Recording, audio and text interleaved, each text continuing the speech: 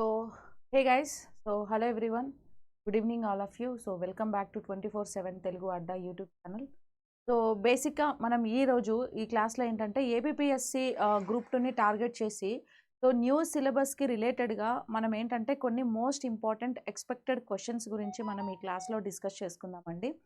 So బేసిక్గా నేను ఈ క్లాస్లో నేను క్వశ్చన్స్ అనేది ఏ టాపిక్ నుంచి పిక్ చేశానంటే ఆల్రెడీ మనం జెనెటిక్ ఇంజనీరింగ్ గురించి కంటెంట్ వీడియో అనేది చేసి యూట్యూబ్లో అప్లోడ్ చేసాం. So please visit on that video. And also మనం ఎస్టర్డే కూడా కొన్ని టైప్స్ ఆఫ్ వ్యాక్సిన్స్ గురించి కూడా డిస్కస్ చేసాం కదా. సో ఈరోజు వచ్చేసి ఎన్విరాన్మెంట్ నుంచి, సో ఎన్విరాన్మెంటల్ స్టడీస్ అనేది one of the concept in science and technology. So new syllabus ప్రకారం మనకు ఎన్విరాన్మెంట్ అనే సబ్జెక్ట్ కూడా అనే కాన్సెప్ట్ని కూడా యాడ్ చేశారు. సో ఆ ఎన్విరాన్మెంట్ అనే కాన్సెప్ట్ గురించి మనం కొన్ని ఇంపార్టెంట్ క్వశ్చన్స్ని డిస్కస్ చేసుకుందామండి.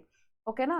సో బేసిక్గా ఎన్వైర్న్మెంట్ అంటే ఏంటి మీ అందరికీ ఐడియా ఉంది కదా. ఎన్వైర్న్మెంట్ అంటే సో ఇప్పుడు మనకు వాతావరణంలో సో రకరకాల జీవులు అనేవి ఉంటాయి. సో మనకు ఆర్గానిజమ్స్ అన్నీ కూడా 2 టైప్స్గా క్లాసిఫై చేసామండి. వాటినే మనం living organisms and non living organisms అనేసి చెప్పుకుంటూ ఉంటాం. అంటే జీవులు నిర్జీవులు అనేసి మనం చెప్తాం కదా.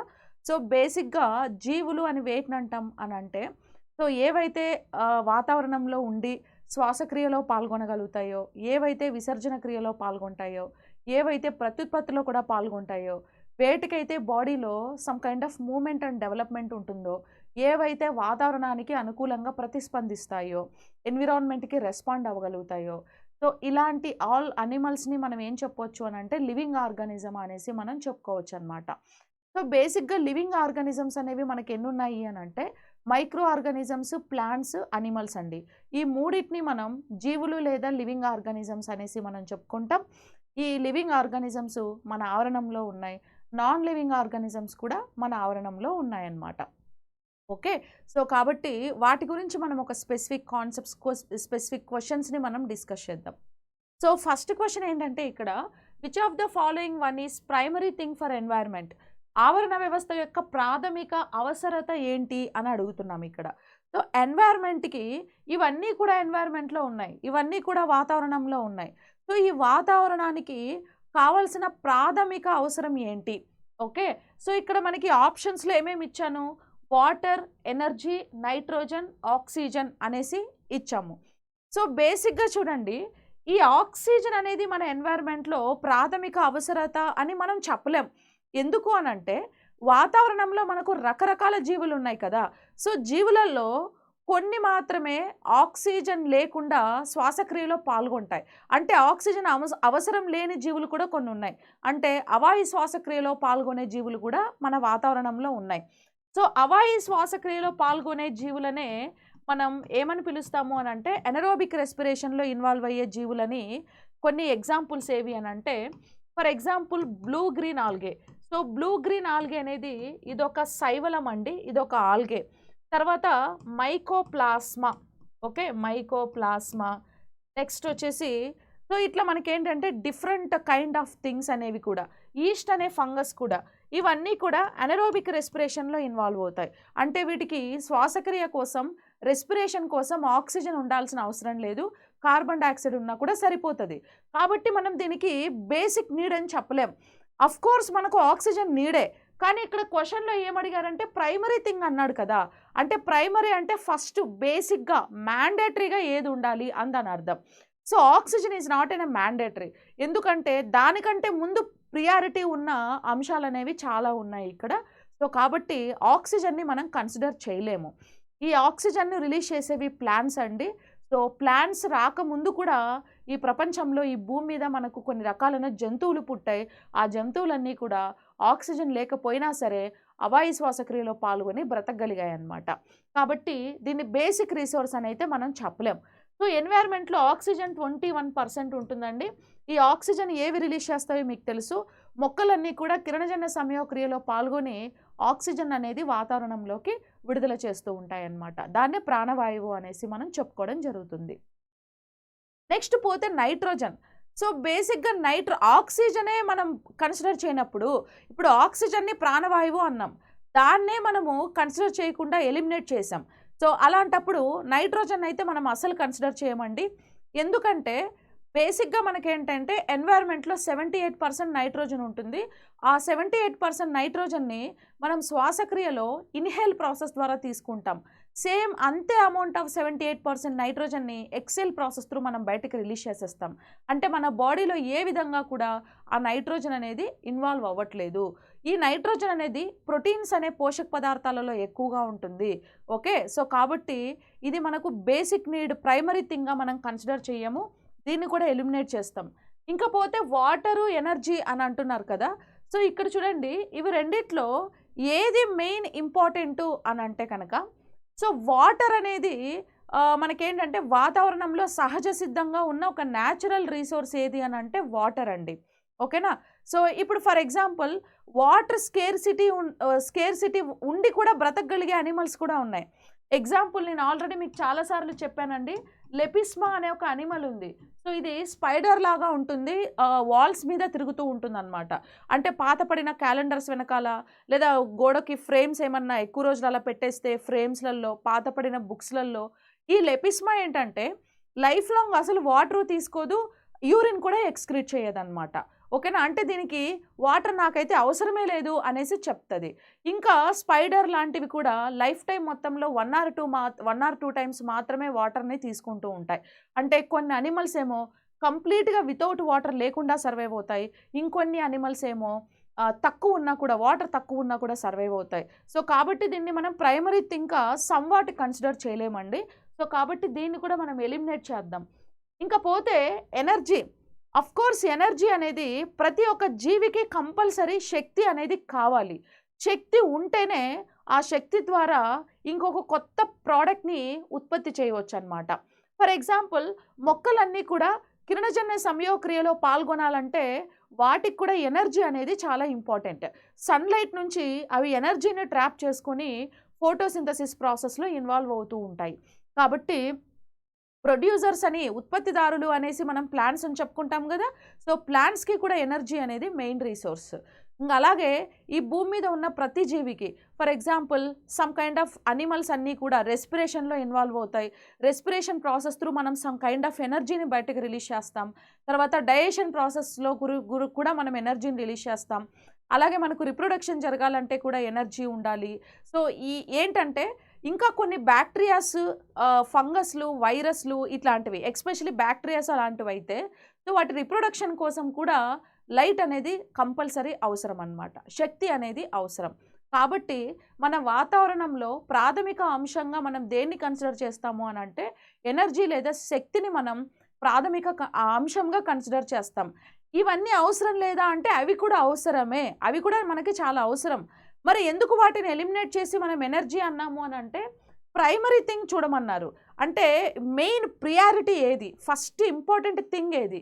సో, దాని తర్వాతే మిగతావన్నీ అని దాని అర్థం అన్నమాట. సో, కాబట్టి without energy so, we can't survive. ఏ యానిమల్ కూడా సర్వైవ్ అవ్వలేదు కాబట్టి energy is the must and should resource so, to the environment అన్నమాట. ఓకే. సో, వాతావరణానికి ఎనర్జీ అనేది చాలా అవసరమైన విషయం. కాబట్టి సెకండ్ ఆప్షన్ అనేది మనకి ఇక్కడ కరెక్ట్ ఆన్సర్ అవుతుంది. Okay. Next. So, next question వచ్చి zooplankton comes down to జంతు ప్లవకం డాష్ క్రిందకి వస్తుంది అని అడుగుతున్నారు కదా! సో, జూ ప్లాంక్టన్ అని అంటే ఏంటంటే ఇవన్నీ కూడా ప్లవకాలండి. ఎక్కడుంటాయి ఈ ప్లవకాలు అని అంటే కన్నా ఆక్వాటిక్ రీజియన్‌లో మనం ఎక్కువగా ఈ ప్లవకాలని అబ్జర్వ్ చేస్తూ ఉంటాం. సో, ఈ జంతు ప్లవకాలు అనేవి కొన్ని పెద్ద పెద్ద అనిమల్స్‌కి ఫుడ్ లాగా కూడా ఉపయోగపడుతూ ఉంటాయన్నమాట. మరి జంతు ప్లవకాలు దేని కిందకు వస్తాయి? Producers, decomposers, consumers none of the above అని అంటున్నాం కదా ఇక్కడ. సో, బేసిక్‌గా ప్రొడ్యూసర్స్ అని వేటిని అంటాం? ఈ ప్రపంచంలో ప్రొడ్యూసర్స్ అని మనం వేటిని అనగలము అని అంటే ఓన్లీ ప్లాంట్స్‌ని మాత్రమే ప్రొడ్యూసర్స్ అనేసి అనగలం. ఎందుకంటే ఫోటోసింథసిస్ ప్రాసెస్ త్రూ ప్లాంట్స్ మాత్రమే కిరణజన్య సంయోగక్రియలో పాల్గొని ఆహార పదార్థాలను తయారు చేసుకోగలవు కాబట్టి వాటినే మనం ఉత్పత్తిదారులు లేదా స్వయం పోషకాలు లేదా సెల్ఫ్ ప్రొడ్యూసర్స్ అనేసి మనం చెప్పుకుంటాం. సో, వాటిని మించి మనం ఏవి సెల్ఫ్ ప్రొడ్యూసర్స్ అని చెప్పకూడదు. ఇక్కడ క్వెషన్ మనకి జూనో ప్లాంక్టన్ అన్నాడు కదా! సో, జంతు ప్లవకాలు అని పేరులోనే ఇచ్చాడు కాబట్టి జంతువులన్నీ కూడా మనకి ప్రొడ్యూసర్స్ కింద, ఉత్పత్తిదారుల కింద రావు. కాబట్టి దీన్ని మనం ఎలిమినేట్ చేస్తాం. ఓకేనా? ఇంకా పోతే డికంపోజర్స్ అండి. డికంపోజర్స్ అంటే ఏంటంటే విచ్ఛిన్నకారులు అనేసి చెప్తాం.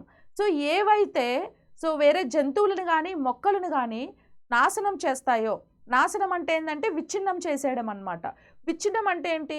ఇప్పుడు ఫర్ ఎగ్జాంపుల్ ఏదైనా ప్లాంట్ కానీ అనిమల్ కానీ చనిపోయింది అనుకోండి, చనిపోయిన తర్వాత కొన్ని రోజుల తర్వాత వాటి బాడీ పార్ట్స్లో ఏ పార్ట్ మనకు కనపడదు.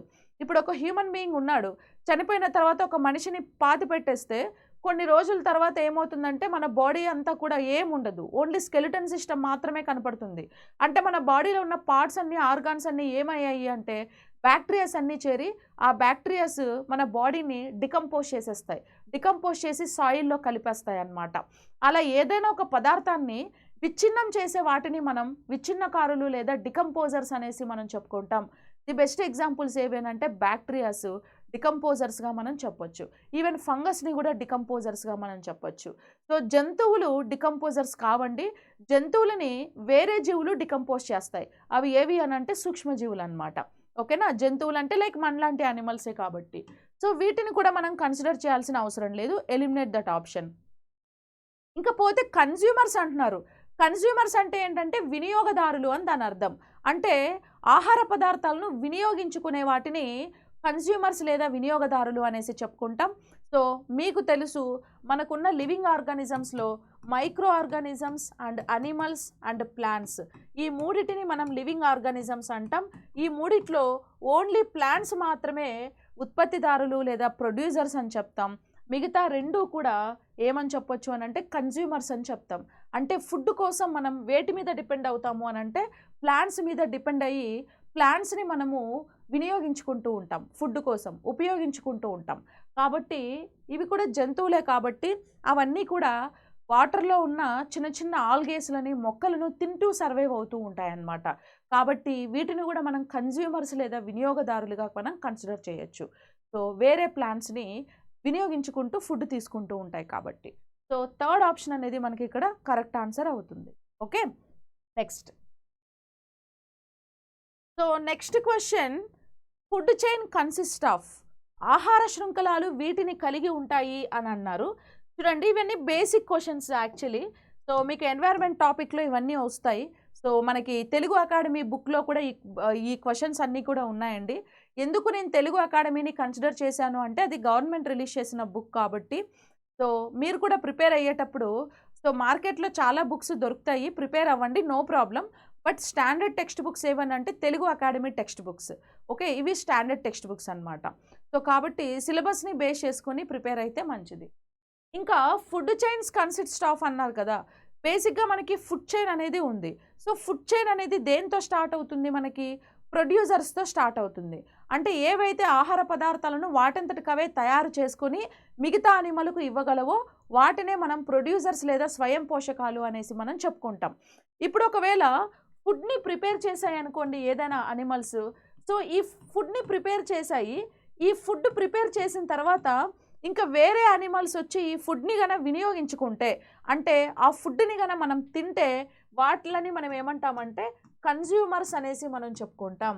ఈ కన్జ్యూమర్స్ చనిపోయిన తర్వాత ఏమైపోతాయి అంటే డికంపోజ్ అవుతాయి. కాబట్టి డికంపోజర్స్ అనేవి మనకు ఉంటాయన్నమాట. ఓకే, అర్థమైందా? ఆర్డర్ అడిగారు ఇక్కడ అంతే. ఇప్పుడు మనకు ఆహార శృంఖలంలో ఆహారాన్ని తయారు చేసేవి ఏవి అని అంటే ఉత్పత్తిదారులు లేదా ప్రొడ్యూసర్స్ అని అన్నాం. కాబట్టి వాటిని మనం ఫస్ట్ ఇక్కడ యాడ్ చేయాలి. ఇప్పుడు ఫర్ ఎగ్జాంపుల్ మొక్కలు ఉన్నాయి, మొక్కలన్నీ కూడా ఆహారాన్ని తయారు చేస్తాయి, అవి ప్రొడ్యూసర్స్. మనం ఉన్నాం, మనం ఫుడ్ని ఎలా తీసుకుంటాం? అవి ప్రిపేర్ చేసుకున్న ఫుడ్ని అంటే మొక్కల వల్ల వచ్చిన ఫుడ్ని మనం వినియోగించుకుంటాం అన్నమాట. సో కాబట్టి మనల్ని మనం కన్జ్యూమర్స్ అనేసి పిలుచుకోవచ్చు. దాని తర్వాత మనం తిని కొన్ని రోజుల తర్వాత చనిపోయామనుకోండి, మన బాడీ అంతా కూడా విచ్ఛిన్నకారుల చేత విచ్ఛిన్నమైపోతుంది. కాబట్టి తర్వాత మనకు డికంపోజర్స్ విచ్ఛిన్నకారులు అనేవి వస్తాయి. ఆర్డర్ ఎట్లా వస్తుంది ఇక్కడ అని అంటే ఫస్ట్ ప్రొడ్యూసర్స్ వస్తుంది, ఆ ప్రొడ్యూసర్స్ని కన్జ్యూమ్ చేసుకుంటాయి, వినియోగించుకుంటాయి, తర్వాత డికంపోజ్ అవుతాయి అన్నమాట. సో కాబట్టి ప్రొడ్యూసర్స్, కన్జ్యూమర్స్, డికంపోజర్స్ అంటే ఉత్పత్తిదారులు, వినియోగదారులు, విచ్ఛిన్నకారులు అనే ఆర్డర్ అనేది ఇక్కడ కరెక్ట్ అవుతుంది. ఇక్కడ చూడండి బేసిక్గా ఫస్ట్ ఆప్షన్స్లో మనకి ఎందుకు కాదు ఫస్ట్ ఆప్షన్స్ అనేవి చెప్తాను. ప్రొడ్యూసర్స్ అనేవి అన్నిట్లో కామన్గా ఉంది కాబట్టి ఇది కరెక్టే. తర్వాత కార్నివోరస్, హెర్బివోరస్ అనేసి ఇక్కడ మనకు సపరేట్గా ఇచ్చారు.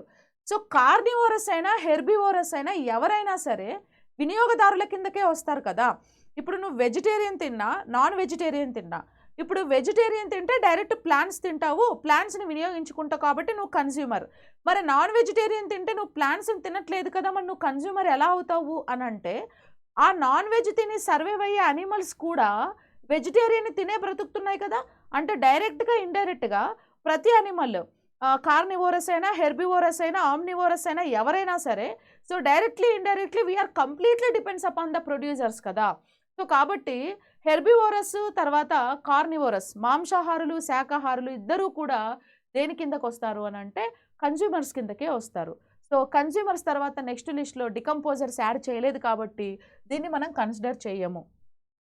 తర్వాత ప్రొడ్యూసర్స్ అన్నారు, హెర్బివోరస్ అన్నారు, డికంపోజర్స్ అన్నారండి. ఈ ఆర్డర్ సమ్వాట్ కొంచెం లిటిల్ బిట్ కరెక్ట్గానే ఉంది. కాకపోతే ఇక్కడ హెర్బివోరస్ శాకాహారులు అనే దానికంటే ఏమని ఉండాలి, కన్జ్యూమర్స్ అని ఉండాలి, వినియోగదారులు అని అడిగేసి ఉండాలన్నమాట.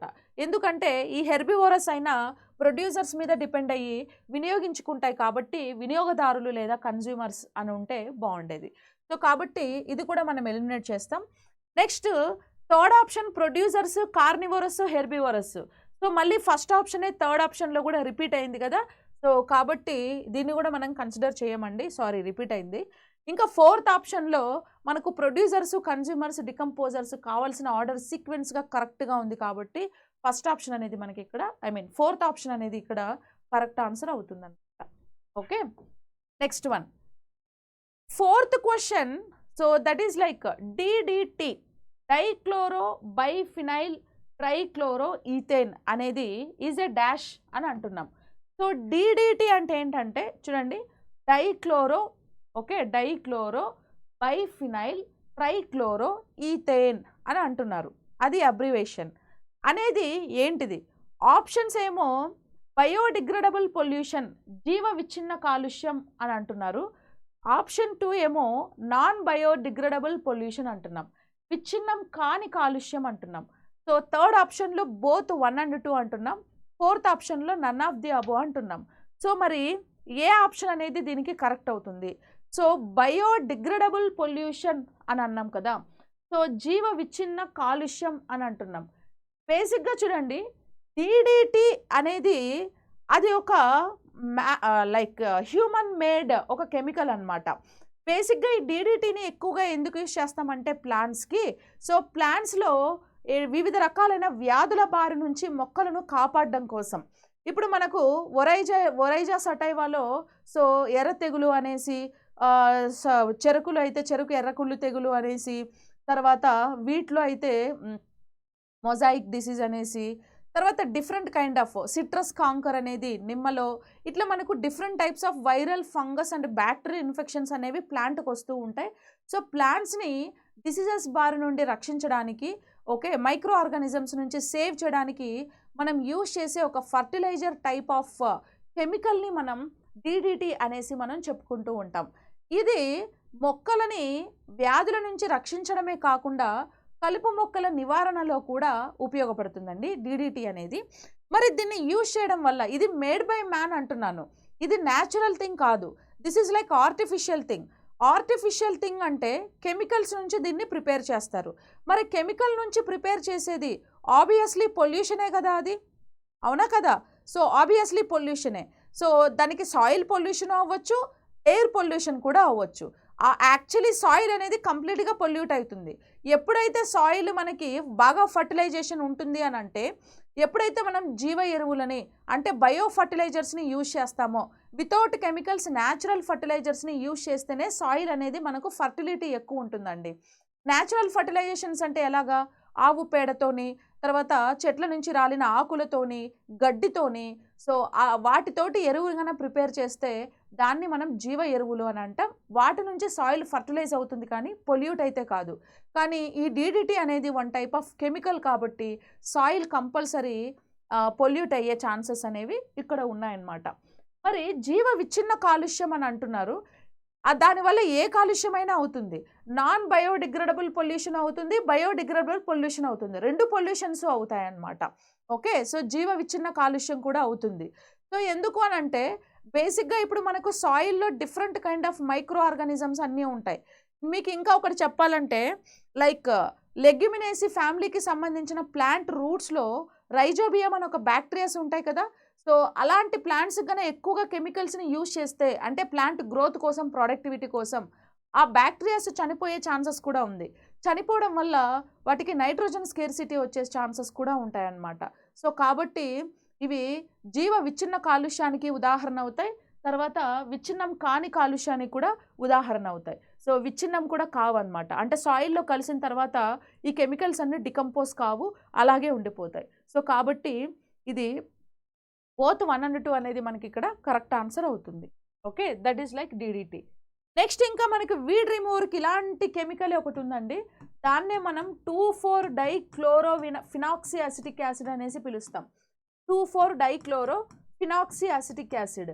దీన్ని మనం ఆర్టిఫిషియల్ గ్రోత్ హార్మోన్ అని కూడా పిలవచ్చు.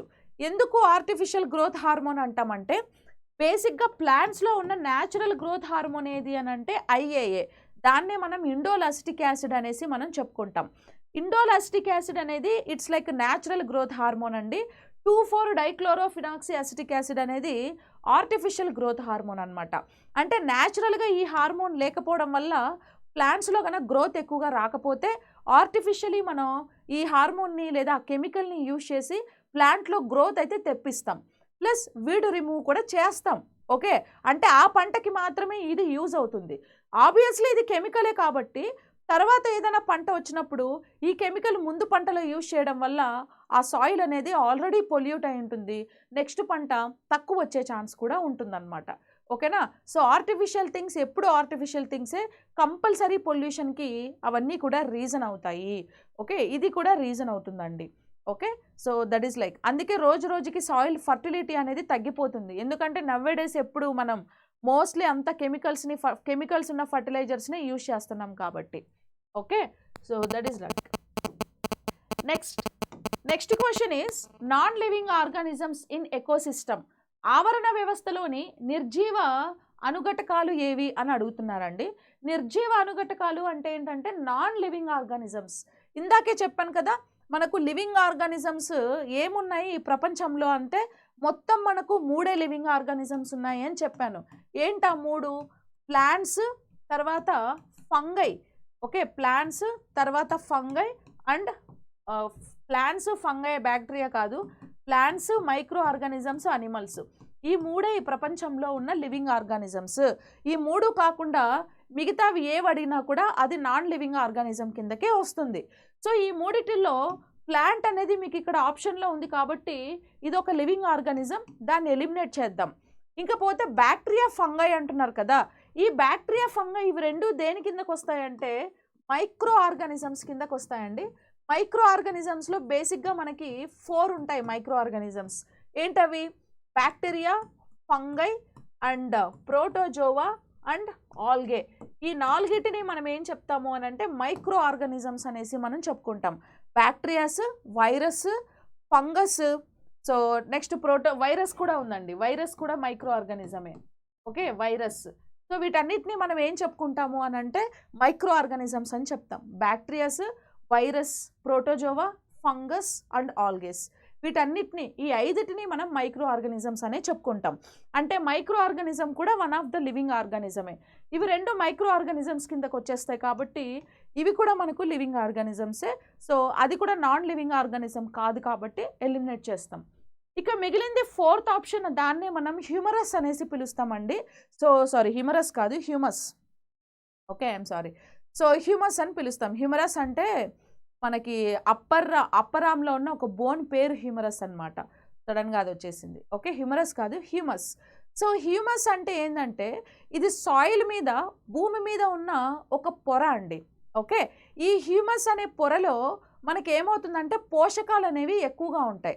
మోస్ట్లీ మనకు nitrogen, potassium, calcium, phosphorus, so ఇలాంటి మినరల్స్ అన్నీ కూడా ఎక్కువగా ఉన్న ఒక భూమి మీద ఉన్న ఒక పొరని మనం ఏం చెప్తామంటే హ్యూమస్ అనేసి మనం చెప్పుకుంటాం.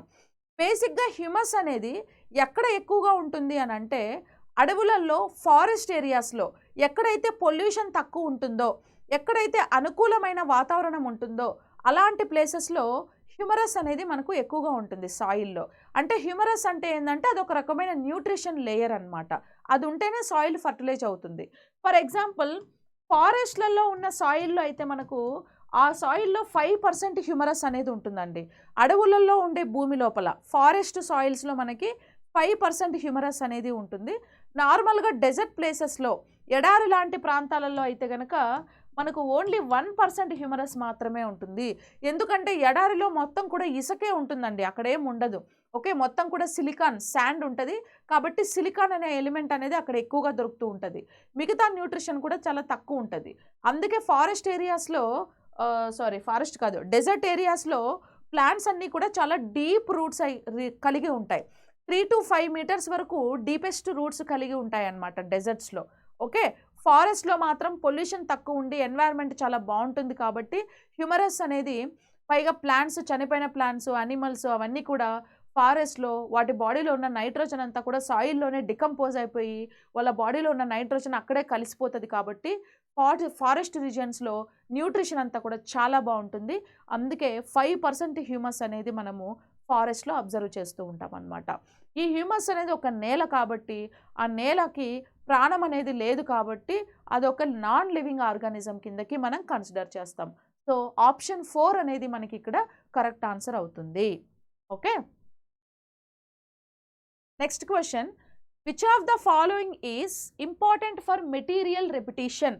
పదార్థాలు పునరావృతం చెందుటకు ముఖ్యమైనది ఏది అని అడుగుతున్నారండి. సో పదార్థాలు పునరావృతం చెందడానికి రిపిటేషన్, ఇప్పుడు ఫర్ ఎగ్జాంపుల్ మన వాతావరణంలో చాలా రకాలైన పదార్థాలను మళ్ళీ పునరావృతం చేస్తున్నారు. ఇప్పుడు వాడి పడేసిన ప్లాస్టిక్ బాటిల్స్ కానీ లేదా వాడి పడేసిన ప్లాస్టిక్ కవర్స్ కానీ ఇవన్నీ కూడా ఏమవుతుందంటే ఇవి నాన్ బయోడిగ్రేడబుల్ పొల్యూషన్కి రీజన్ అవుతాయండి. అంటే ఇవేంటంటే సాయిల్లో పడేస్తే కానీ, ఇప్పుడు మనం ఒక పాలిథిన్ కవర్ని కానీ లేకపోతే ఒక ప్లాస్టిక్ని తీసుకొని కానీ జస్ట్ ఇలా సాయిల్లో నువ్వు పడేస్తే నువ్వు ఎన్ని సంవత్సరాల తర్వాత చూసినా కూడా నువ్వు ఎలా అయితే పడేసావో ప్లాస్టిక్ నీకు అలాగే కనపడుతుంది. ఎందుకంటే వాటిని మైక్రో ఆర్గానిజమ్స్ అనేవి డికంపోజ్ చేయలేవు. ఓకే, ఇప్పుడు మన బాడీని భూమిలో పాతేస్తే కొన్ని రోజుల తర్వాత మన బాడీ మొత్తం డికంపోజ్ అయిపోతుంది కదా. అలాగే ఒక ప్లాస్టిక్ని నువ్వు భూమిలో పాతితే ఎన్ని రోజుల తర్వాత అయినా ఆ ప్లాస్టిక్ అలాగే ఉంటుంది, అది డికంపోజ్ కాదు. అలాంటివన్నీ వాటర్ పొల్యూషన్కి, సాయిల్ పొల్యూషన్కి, ఎక్కువ మాట్లాడితే ఎయిర్ పొల్యూషన్ కూడా రీజన్ అవుతాయి. ఇప్పుడు చాలామంది సాయిల్లో పడేయద్దు, సాయిల్ పొల్యూషన్ అంటున్నారు. అందుకని చెప్పేసి మనోళ్ళు ఏం చేస్తున్నారు, సాయిల్లో పడేస్తే సాయిల్ పొల్యూషన్ అవుతుందంట అని చెప్పి అన్నీ ఒక చోట వేసి తగలబెట్టేస్తున్నారు. సో తగలబెడితే అందులో మనకేంటంటే impure gases, carbon monoxide gas, polythene నుంచి రిలీజ్ అయ్యి ఆ క్లోరైడ్ గ్యాసెస్ అన్నీ కూడా ఎన్విరాన్మెంట్లోకి ఆ పొగ అంతా రిలీజ్ అయ్యి ఎన్వైర్న్మెంట్ కూడా పొల్యూషన్ అవుతుందన్నమాట. అందుకే పాలిథిన్ కవర్స్ని యూజ్ చేయొద్దు, బ్యాన్ చేయాలి అనేసి చెప్తూ వచ్చారు. ఎందుకంటే పొల్యూషన్ని కంట్రోల్ చేయడం కోసం. సో కానీ మనోళ్ళు వాడేస్తున్నారు కాబట్టి వాటిని యూజ్ చేసి రీసైక్లింగ్ ప్రాసెస్ త్రూ ఒక కొత్త ప్రోడక్ట్స్ని సృష్టిస్తున్నారు. ఇప్పుడు చెత్తనంతా తీసుకొని వెళ్ళి కరెంటు ప్రొడ్యూస్ చేస్తున్నారు. ఓకే, లేదా ఈ ప్లాస్టిక్స్ని అంతా తీసుకొని వెళ్ళి ఇంకో కొత్త న్యూ ప్రోడక్ట్ని రీసైకిల్ చేస్తున్నారు అనమాట. So that is called recycling method. So దేనివల్ల మనకు రీసైక్లింగ్ మెథడ్స్ అనేవి వస్తాయి అని అంటే కనుక ప్రొడ్యూసర్స్ నుంచి, కన్స్యూమర్స్ నుంచి, డికంపోజర్స్ నుంచి, ఆల్ ఆఫ్ ది అబోవ్. ఇది చాలా సింపుల్ క్వశ్చన్. ఓకే, ప్రొడ్యూసర్స్ని మనం ఏ విషయంలో కన్సిడర్ చేయకూడదు, వాటి వల్ల మనకి ఏ లాభము లేదు. అంటే ఏ లాభం అంటే అది అలా కాదు, అంటే ఎలాంటి నష్టాలు అనేవి మనకు కలగవు కదా. ఇప్పుడు ప్రొడ్యూసర్స్ అనేవి ప్లాంట్స్ కదా. ఇప్పుడు మనమే చెప్తాం ప్రతి ఒక్కరూ ప్లాంట్ అనేది పెంచాలి. Telangana government, state government, Andhra government, Telangana governments, 2 state governments మనకు హరితహారం అని ఒక స్కీమ్ని తీసుకొచ్చాయి. ఏంటి హరితహారము అని అంటే ప్రతి ఒక్కరూ ఒక చెట్టును నాటాలి అని చెప్పారు. సో చెట్టును నాటడం వల్ల గ్రీనరీ అనేది ఇంప్రూవ్ అవుతుంది. గ్రీనరీ ఎప్పుడైతే ఇంప్రూవ్ అవుతుందో మన ఎన్వైర్న్మెంట్లో ఆక్సిజన్ లెవెల్స్ ఎక్కువయ్యి ఆటోమేటిక్గా పొల్యూటెడ్ గ్యాసెస్ అన్ని తగ్గిపోయి ఏమవుతుందంటే లైఫ్ స్పాన్ కూడా చాలా బాగా ఇంక్రీజ్ అవుతుందన్నమాట. పొల్యూషన్ని మనం సమ్వాట్ కంట్రోల్ చేయొచ్చు. సో కాబట్టి వీటి వల్ల మనకి ఎలాంటి నష్టాలు లేవు.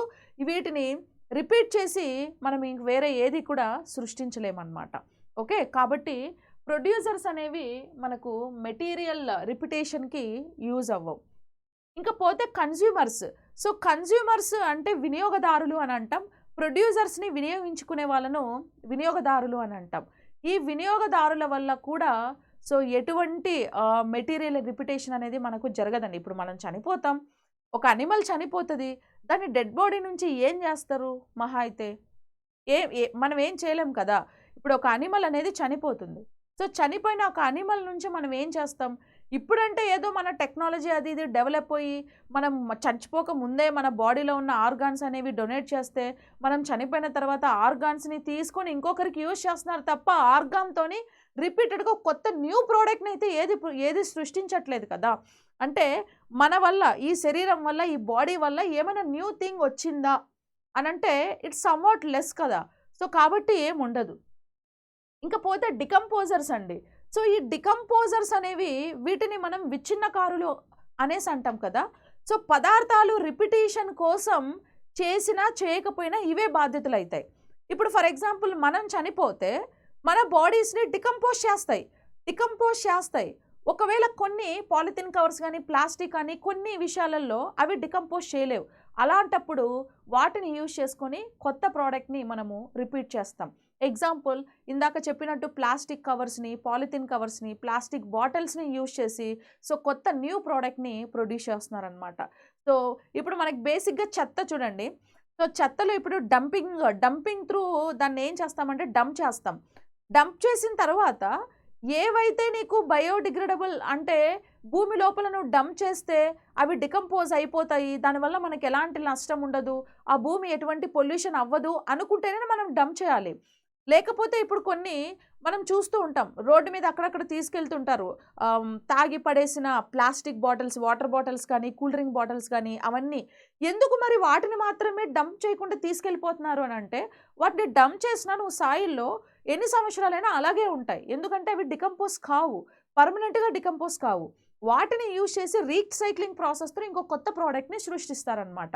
సో కాబట్టి డికంపోజర్స్ వల్ల, విచ్ఛిన్నకారుల వల్ల మనం ఏదైనా ఒక కొత్త మెటీరియల్ని సృష్టించవచ్చు.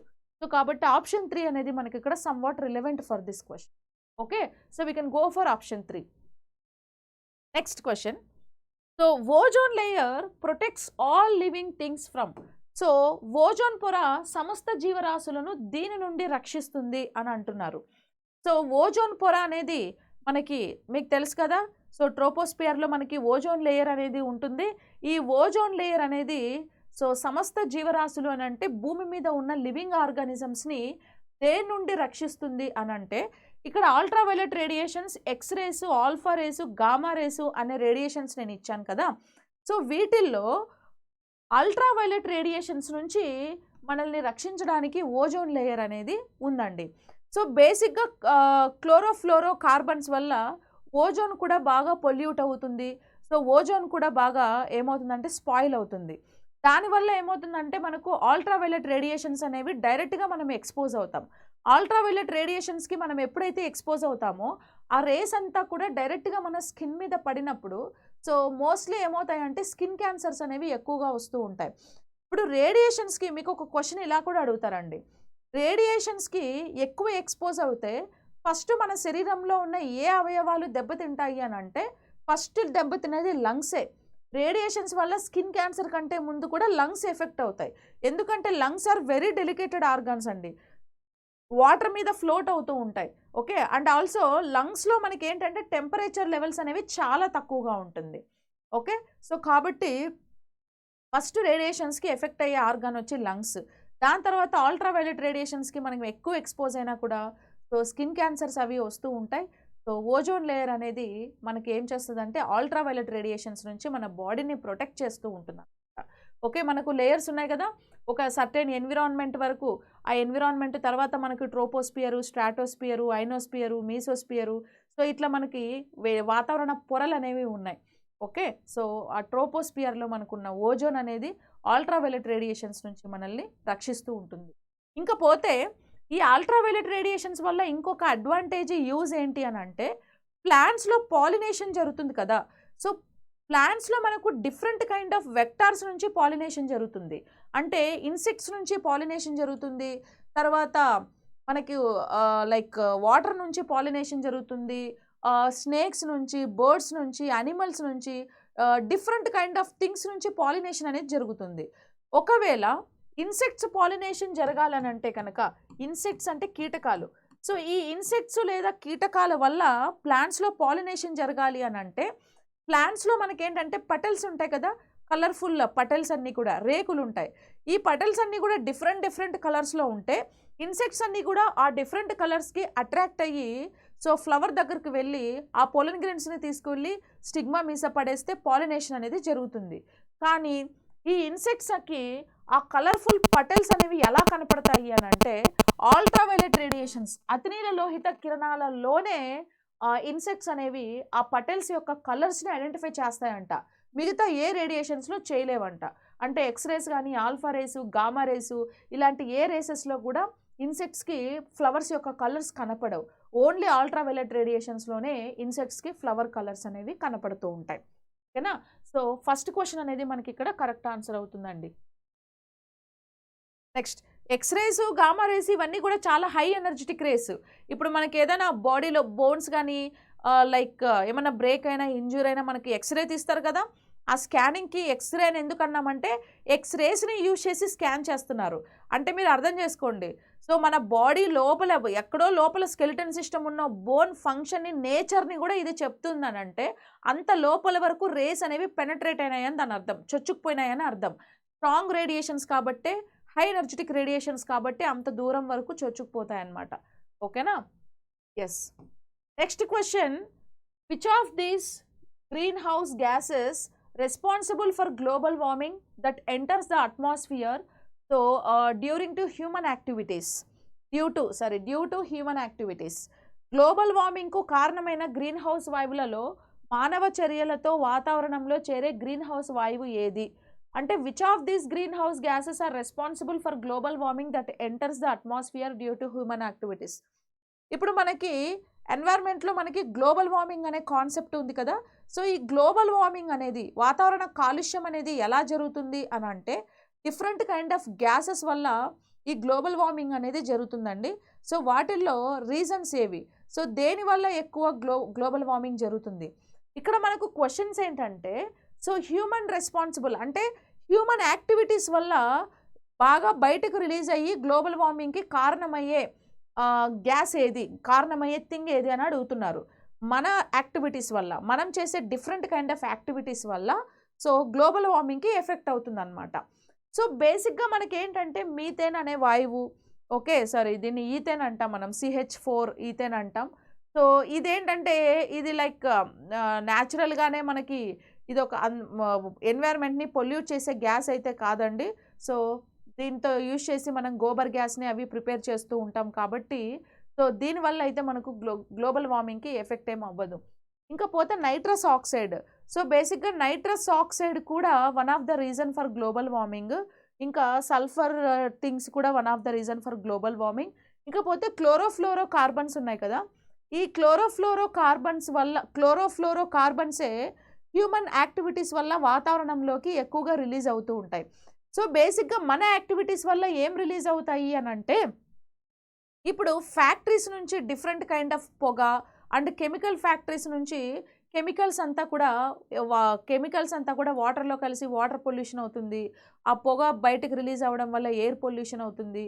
సో ఈ క్లోరోఫ్లోరో కార్బన్స్ మోస్ట్లీ మనం డైలీ చేసే యాక్టివిటీస్ కోసం, ఓకే అంటే మన కంఫర్ట్నెస్ కోసం కొన్ని విషయాలు ఏంటంటే మనం అదే చెప్పాను కదా, ఫార్మసిటికల్ ఇండస్ట్రీస్ నుంచి, లేకపోతే కొన్ని రకాలైన కంపెనీస్ నుంచి, కొన్ని రకాలైన లైక్ బ్యాటరీ కంపెనీస్ కానీ ఇలాంటివన్నీ ఏం చేస్తాయంటే ఎన్విరాన్మెంట్లోకి కొన్ని కెమికల్స్ని బయటకు రిలీజ్ చేస్తూ ఉంటాయి. ఆ కెమికల్స్ త్రూ వచ్చిన ఈ క్లోరోఫ్లోరో కార్బన్స్ అనేవి సో గ్లోబల్ వార్మింగ్కి వన్ ఆఫ్ ద రీజన్ అండి. ఆ క్లోరోఫ్లోరో కార్బన్స్ అనేవి ఎలా రిలీజ్ అవుతుంటాయంటే మోస్ట్లీ హ్యూమన్ యాక్టివిటీస్ వల్లనే ఎన్వైర్న్మెంట్లోకి ఎక్కువగా రిలీజ్ అవుతూ ఉంటాయి అన్నమాట. ఓకేనా? సో కాబట్టి ఫస్ట్ ఆప్షన్ అనేది మనకి ఇక్కడ కరెక్ట్ ఆన్సర్ అవుతుంది. ఈవెన్ గ్లోబల్ వార్మింగ్కి వాటర్ వేపర్ కూడా one of the reason. Okay, water vapour. Next, carbon dioxide కూడా రీజనేనండి. కార్బన్ డైఆక్సైడ్ ఎక్కువైపోయినా కూడా గ్లోబల్ వార్మింగ్ ఎఫెక్ట్ అవుతుంది. So water vapour, chlorofluorocarbons, carbon dioxide ఇవన్నీ కూడా గ్లోబల్ వార్మింగ్ని కాజ్ చేస్తూ ఉంటాయి. సో బేసిక్గా అందుకే ప్లాంటేషన్, గ్రీనరీ ఎక్కువ పెంచాలి అని అంటారు. గ్రీనరీ ఎప్పుడైతే పెంచితే, ఆక్సిజన్ లెవెల్స్ ఎప్పుడైతే పెరిగితే ఆటోమేటిక్గా ఏమవుతుందంటే carbon dioxide levels, nitrous oxide levels ఇవన్నీ కూడా డౌన్ అవుతాయండి. Okay, next white lung disease also occurs to those who work in these industries. White lungs వ్యాధి ఈ పరిశ్రమల్లో పనిచేసే వారికి వస్తుంది అనేసి ఇక్కడ చెప్తున్నారు. సో బేసిక్గా కోల్, సో యాన్ మిల్ అంటే నూలు మిల్లులు, cement mill, cement factories, food factories, ఆహార పరిశ్రమలు. సో ఏ పరిశ్రమలలో పనిచేస్తే మనకి వైట్ లంగ్ అనే డిసీజ్ వస్తుంది అని అంటే కనుక బేసిక్గా చూడండి, ఫస్ట్ ఆప్షన్స్లో మనకు బొగ్గు గనులు అని ఇచ్చారు కదా, కోల్ మైన్స్ అన్నాము. సో కోల్ మైన్స్ లేదా బొగ్గు గనుల్లో పనిచేసే వాళ్ళకి లంగ్స్కు సంబంధించిన బ్రాంకైటిస్ అనే ఒక డిసీజ్ వస్తుందండి. ఓకే, బ్రాంకైటిస్ అనే డిసీజ్ వస్తుంది. సో ఏంటి బ్రాంకైటిస్ అని అంటే మోస్ట్లీ మనకు కోల్ మైన్స్లో కార్బన్ మోనాక్సైడ్ గ్యాస్ అనేది ఎక్కువగా రిలీజ్ అవుతుంది. మీకు తెలుసు carbon monoxide is one of the impure gas. So బేసిక్గా హిమోగ్లోబిన్ రియాక్టివిటీ కెపాసిటీలో, సో హిమోగ్లోబిన్ ఫస్ట్ దేంతో రియాక్ట్ అయ్యే కెపాసిటీ ఉంటుంది హిమోగ్లోబిన్కి అని అంటే అది కార్బన్ మోనాక్సైడ్ అండి. దాని తర్వాత ఆక్సిజన్, తర్వాత కార్బన్ డైఆక్సైడ్. ఇది హిమోగ్లోబిన్ రియాక్టివిటీ కెపాసిటీ. అంటే ఇప్పుడు నువ్వు 99% ఆక్సిజన్ని తీసుకున్నా కూడా 1% హిమోగ్లోబిన్ని తీసుకున్నా, 1% కార్బన్ మోనాక్సైడ్ని తీసుకున్నా హిమోగ్లోబిన్ ఫస్ట్ ఈ 1% కార్బన్ మోనాక్సైడ్తోనే రియాక్ట్ అవుతుంది. అప్పుడు కార్బాక్సీ హిమోగ్లోబిన్గా మారుతుంది. కార్బాక్సీ హిమోగ్లోబిన్ అనేది so one of the impure blood, bad blood అని అంటాం.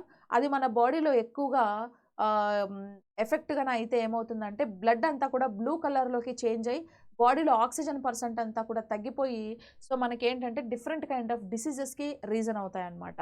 సో అట్లా కోల్ మైన్స్లో కార్బన్ మోనాక్సైడ్ గ్యాస్ ఎక్కువగా తీసుకొని వాళ్ళకి ఏమవుతుందంటే లంగ్స్లో బ్రాంకియోల్స్ ఉంటాయి కదా, సో బ్రాంకియోల్స్ ఆ బ్రాంచెస్ ఏమవుతాయంటే బ్రేక్ అవుతాయి, లేకపోతే కంప్రెస్ అవుతాయి, లేకపోతే క్లోజ్ అయిపోతాయి. ఏదో ఒకటి అయ్యి ఆ బ్రాంకియోస్ అన్నీ కూడా స్పాయిల్ అయ్యి ఆక్సిజన్ని అల్వియోలిస్ వరకు పోకుండా పైనే ఆపేస్తాయి అన్నమాట. అట్లా బ్రీతింగ్ ప్రాబ్లం వస్తుంది. సో అలాంటి ఒక రకమైన డిసీజ్ని బ్రాంకైటిస్ అని అంటాం. సో అది కూడా ఒక లంగ్ రిలేటెడ్ డిసీజ్ అండి. కోల్ మైన్స్లో వర్క్ చేసే వాళ్ళకి ఎక్కువగా ఈ డిసీజ్ ఎఫెక్ట్ అవుతూ ఉంటుంది. నెక్స్ట్ వచ్చేసి యాన్ మిల్, నూలు మిల్లులు అనేసి చెప్తాం కదా. సో నూలు అంటే మీకు తెలుసు కదా, ఉన్ని అని అంటాం. ఓకే, ఉన్ని అంటూ ఉంటాం. సో బేసిక్గా ఈ నూలు మిల్లులో, ఉన్ను మిల్లులో పనిచేసే వాళ్ళకి వైట్ లంగ్స్ అనే డిసీజ్ అనేది ఎక్కువగా వస్తూ ఉంటుందన్నమాట. ఓకే, వైట్ లంగ్స్ అనే డిసీజ్ వస్తుంటుంది. సో వీటిల్లో కూడా మనకి ఏంటంటే some kind of impure gases వల్ల ఏమవుతాయంటే లంగ్స్ అన్నీ కూడా స్పాయిల్ అయ్యి లంగ్స్లో ఏమవుతుంది అని అంటే బ్లడ్ సర్క్యులేషన్ మొత్తం కూడా తగ్గిపోతుందండి. అంటే ఆర్బీసీ సెల్స్కి అనేవి ఎఫెక్ట్ అవుతాయి. ఎప్పుడైతే ఆర్బీసీ సెల్స్కి ఎఫెక్ట్ అవుతాయో, ఆర్బీసీ సెల్ కౌంట్ ఎప్పుడైతే పడిపోతుందో ఆటోమేటిక్గా ఏమవుతుందంటే హిమోగ్లోబిన్ అంతా కూడా తగ్గిపోతుంది. ఎందుకంటే హిమోగ్లోబిన్ ఆర్బీసీ సెల్స్లోనే ఉంటుంది. సో ఆక్సిజన్ అంతా కూడా సరిపోక సో ఏమవుతాయంటే ఇంప్యూర్ గ్యాసెస్ అంతా ఎక్కువైపోయి మనకి ఒక రకమైన లైక్ లంగ్స్ రిలేటెడ్ డిసీజ్ వస్తుంది. దాన్నే మనం వైట్ లంగ్స్ అనేసి చెప్పుకుంటాం. సెకండ్ ఆప్షన్ అనేది ఇక్కడ కరెక్ట్ ఆప్షన్ అనమాట. ఇంకా సిమెంట్ మిల్లు, ఫుడ్ ఫ్యాక్టరీస్ నుంచి మనకేమంత డిసీజెస్ ఏం రావండి. అంటే ఇప్పుడు ఫర్ ఎగ్జాంపుల్ ఫుడ్ ఫ్యాక్టరీస్ అని అంటే ఇప్పుడు ఫుడ్ ఫ్యాక్టరీస్ అంటే బేసిక్గా మనకి బయట ప్రిపేర్ చేసే ఫుడ్ అంతా కూడా ఆర్టిఫిషియల్ థింగ్, హైబ్రిడ్, ఇవన్నీ కూడా కొన్ని కెమికల్స్ని, ఇంజెక్షన్స్ని యూజ్ చేసి ఫుడ్ని, హార్టికల్చర్ని ఇంప్రూవ్ చేస్తున్నారు. దానివల్ల కూడా ఎఫెక్ట్ అవుతాయి, బట్ వాడంత కాదు. ఓకేనా? సో కాబట్టి మనకి ఇక్కడ సెకండ్ క్వశ్చన్ అనేది మనకి ఇక్కడ కరెక్ట్ ఆన్సర్ అవుతుంది. Okay, next question, smoke plus fog is equal to. Okay, smoke plus fog is equal to. So smoke and fog రెండింటిని కలిపి ఆ కాంబినేషన్ని మనం ఏమని పిలుస్తాం అని అంటే ఇక్కడ డస్ట్, దుమ్ము, స్మోక్, పొగమంచు, మిస్ట్ అంటున్నాం. మిస్ట్ అంటే ఏంటంటే అది కూడా one kind of solid droplets లాగా అండి. అంటే ఇప్పుడు మనకు శీతాకాలంలో, వింటర్ సీజన్స్లో మార్నింగ్ లేచేస్తే ఒక పొగలాగా మంచు పట్టేసి చిన్న చిన్న వాటర్ డ్రాప్స్ అన్నీ పడుతూ ఉంటాయి కదా, అలాంటి సీజన్. యాష్ అంటే బూడిద. సో స్మోక్ ప్లస్ ఫాగ్ రెండు కాంబినేషన్ని మనం ఏమని పిలుస్తామంటే పొగమంచు అనేసి పిలుస్తాం అనమాట. స్మాగ్ అనేసి మనము పిలుస్తాం. స్మాగ్ పేరులోనే ఉంది కదా, సో SMOG. ఓకే, స్మాగ్ అనేసి మనం పిలుస్తాం. దాన్నే పొగమంచు అనేసి అంటాం. అంటే మంచు పడుతూ ఉంటుంది ప్లస్ పొగలాగా కూడా ఉంటుంది. ఓకే, పొగ అంటే మీరు చూసుంటారు కదా, మరీ ఎక్కువ పొగమంచుని మనం ఎక్కువగా ఎక్కడ అబ్జర్వ్ చేస్తూ ఉంటామంటే హిల్ స్టేషన్స్లోని, తర్వాత బాగా కూలెస్ట్ ఏరియాస్ లైక్ ఊటీలో, డార్జిలింగ్లో, తర్వాత కొడైకెనాల్, తర్వాత సిమ్లా, హిమాలయ స్టేట్స్ ఉన్నాయి కదా అక్కడ, సో మైసూరు ప్లాటు, ఇవన్నీ కూడా ఓకే, హార్స్లీ హిల్స్, ఇలాంటి ప్లేసెస్లో మనకి పొగమంచు అనేది ఎక్కువగా కనపడుతూ ఉంటుందండి. సో బేసిక్గా మంచు అంటే ఏంటంటే సాలిడ్ CO2ని మనం మంచు అనేసి పిలుస్తాం. ఓకే, సాలిడ్ CO2 అంటే సాలిడ్ స్టేట్లో ఉన్న కార్బన్ డైఆక్సైడ్, ఘనస్థితిలో ఉన్న కార్బన్ డైఆక్సైడ్ని మనం స్నో అనేసి పిలుస్తాం, మంచు అనేసి పిలుస్తాం. అంటే ఇప్పుడు మంచులో తిరిగితే కూడా మనకు లంగ్స్ పాడవుతాయి, రెస్పిరేషన్ ప్రాబ్లం వస్తుంది, ఆస్తమా వస్తుంది అని చెప్తారు కదా. ఎందుకు అని అంటే మంచులో ఉండేది impure gas, carbon dioxide gas అండి. సో మంచులో మనం ఎక్కువ తిరిగితే ఎక్కువ కార్బన్ డైఆక్సైడ్ని తీసుకుంటాం. ఆ కార్బన్ డైఆక్సైడ్ వల్ల లంగ్స్ అనేవి స్పాయిల్ అవుతాయి, బ్రీతింగ్ ప్రాబ్లం వస్తుంది, ఆస్తమా, నిమోనియా ఇలాంటి డిసీజెస్కి ఎఫెక్ట్ అవుతూ ఉంటాయి. సో అందుకే మోస్ట్లీ ఏం చేస్తారు అని అంటే లైక్ మంచుని అవాయిడ్ చేస్తూ ఉంటాం. ఎందుకంటే that is one of the carbon dioxide gas, solid స్టేట్లో ఉన్న carbon dioxide gas. And also solid స్టేట్లో కార్బన్ డైఆక్సైడ్ ఉంటే ప్లాంట్లో ప్రొడక్టివిటీ కూడా తగ్గిపోతుంది.